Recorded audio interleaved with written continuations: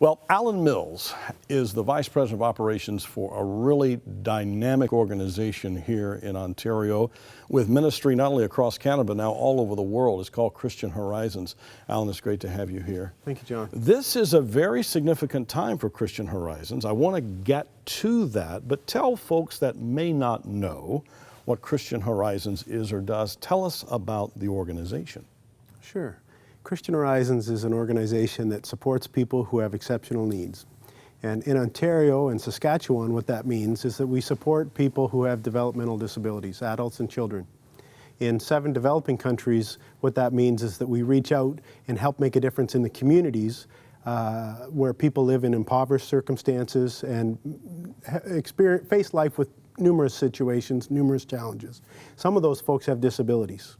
And we reach out and try and make a difference in those communities. We come alongside local partnerships, local churches, and reach out in that way with education, helping families earn sustainable employment, and to help kids be in school. Your CEO, Janet Nolan, a great friend of mine and of 100 Highlands. She's been on the program a number of times, and we've been able to follow what's been going on, not only provincially, but now internationally. It's been amazing to see what's happened for you beyond Canada. Certainly, and it's a real privilege to be part of.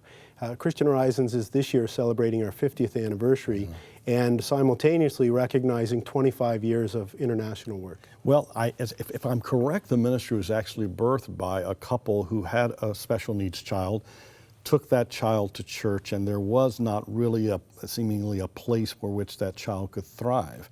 And if I'm correct, out of that, Christian Horizons was born, and now you reach tens of thousands of children all the time. Yes, that's true. Our founders, Jim and Adrienne Reese, welcomed their son Stephen Reese in 1963 and recognized that there weren't services available that would support him to stay with his family and that would support him in a Christian context. Yeah.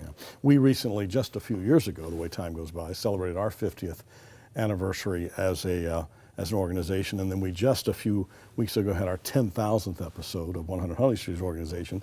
And I bring that to say we know what a big fun deal it is to celebrate and to look back, but also cast vision of the future. And that's what's happening.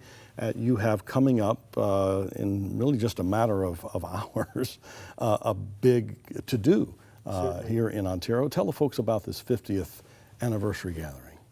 Sure, thank you. The gathering is the end of a year of Jubilee, end of a year of celebration.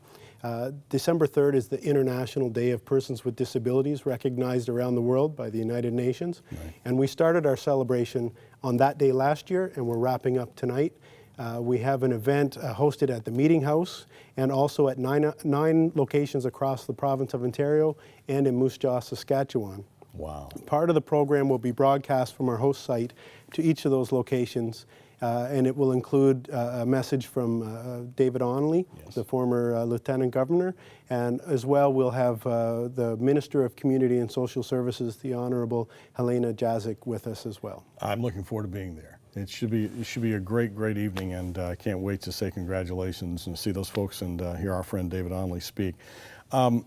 Let's talk about Christian Horizons now. You know, when you're in positions like our ministries are, been around a long time, and you've seen a lot of favor and success and challenges too. But as you look now toward the future, where are you as a team looking to launch Christian Horizons into its 51st and 52nd year? Our organization recently crafted a vision statement that really compels us forward, and that's that people with exceptional needs belong to communities in which their God-given gifts are valued and respected. So our goal is to help create communities where people can belong and contribute. And we believe that every community is complete when all people are recognized for the gifts that they contribute.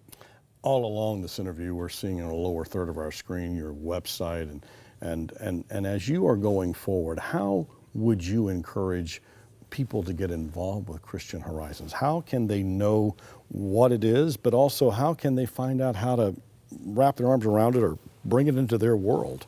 Well, we certainly value partnerships. Everything we do, we seek to go into with partners. Domestically, one of the things that we've found to be a real value to families is the event that we have each year called the Family Retreat. And at that retreat, we invite families to come. I've seen videos of that. Have you seen videos of that? Janet showed me footage of that. And it's a wonderful way for us to, on one hand, train a team of volunteers that will go back and later make a difference in their own church communities.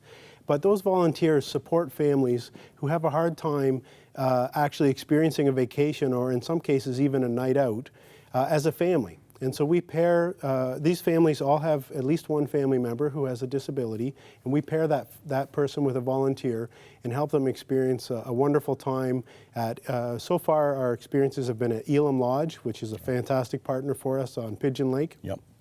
Dave Rivers there just does a fantastic job, and the community welcomes us.